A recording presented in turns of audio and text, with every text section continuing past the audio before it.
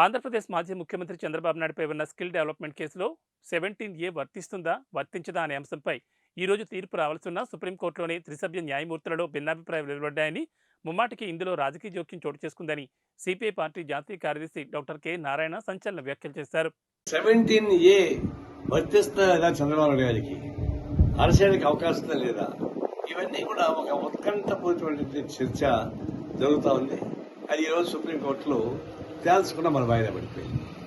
వాస్తవానికి ఈ 17A దానిపైన ఇద్దరు జడ్జెస్ డిఫరెంట్ ఒపీనియన్స్ ఇస్తే దాన్ని సుప్రీంకోర్టుకి పంపించారు. అది ఎప్పటికప్పుడు తీర్పించాల్సింది. సుప్రీంకోర్టు బెంచ్ ఏర్పాటు చేసుకోవాలా, మళ్ళా సంవత్సరం పడుతుందో అది తెలియదు. అంటే ఏంటి తతంగం అంతా? రేపు ఎలక్షన్స్ లోపల ఎవరు బీజేపీకి వ్యతిరేకంగా ఎఫెక్ట్ కాకుండా రాజకీయ నాయకులు ఉండాలా, నోట్లకు ఉండడం డీజేకి అనుకూలంగా ఉండాలా, ఈ పద్ధతుల్లో ప్లాన్ వర్తించే పద్ధతుల్లో ఇవి వస్తూ ఉన్నాయి.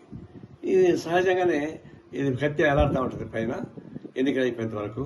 అప్పటిదాకా ఎవరు కానీ డిఫెక్ట్ కావడానికి ఫీల్ లేదు. జాగ్రత్తగా నోరు మూసుకొని బీజేపీతో కలిసి పనిచేయాల్సిందే. అలాంటి పద్ధతుల్లో న్యాయ వ్యవస్థ కూడా ఒక కత్తిట్టం వచ్చేసినట్టు వస్తూ ఉంది. ఇది ఒక విధంగా ప్రజాస్వామ్యానికి విరుద్ధమైంది.